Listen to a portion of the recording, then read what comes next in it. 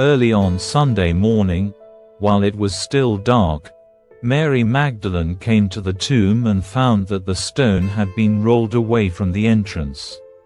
She ran and found Simon Peter and the other disciple, the one whom Jesus loved. She said, "They have taken the Lord's body out of the tomb, and we don't know where they have put him." Peter and the other disciple started out for the tomb.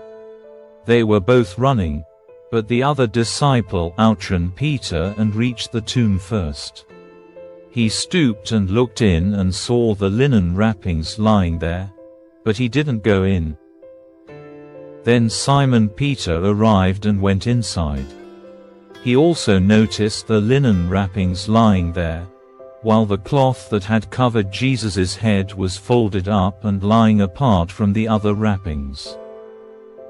Then the disciple who had reached the tomb first also went in, and he saw and believed, for until then they still hadn't understood the scriptures that said Jesus must rise from the dead. Then they went home. Mary was standing outside the tomb crying, and as she wept, she stooped and looked in. She saw two white-robed angels, one sitting at the head and the other at the foot of the place where the body of Jesus had been lying. "Dear woman, why are you crying?" the angels asked her. "Because they have taken away my Lord," she replied, "and I don't know where they have put him." She turned to leave and saw someone standing there. It was Jesus, but she didn't recognize him.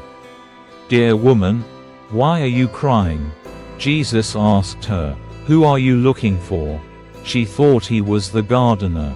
"Sir," she said, "if you have taken him away, tell me where you have put him, and I will go and get him."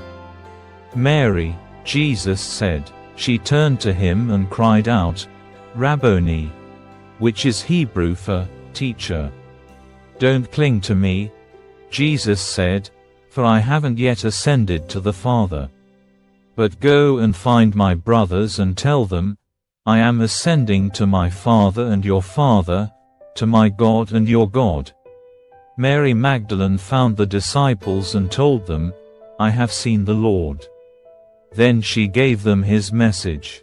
That Sunday evening the disciples were meeting behind locked doors because they were afraid of the Jewish leaders.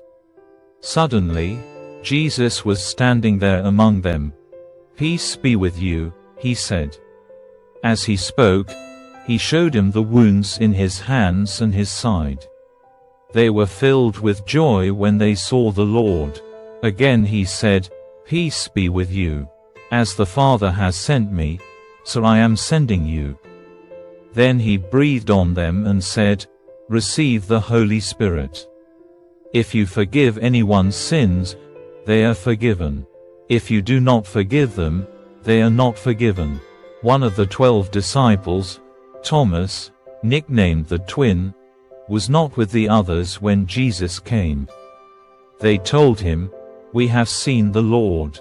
But he replied, "I won't believe it unless I see the nail wounds in his hands, put my fingers into them, and place my hand into the wound in his side."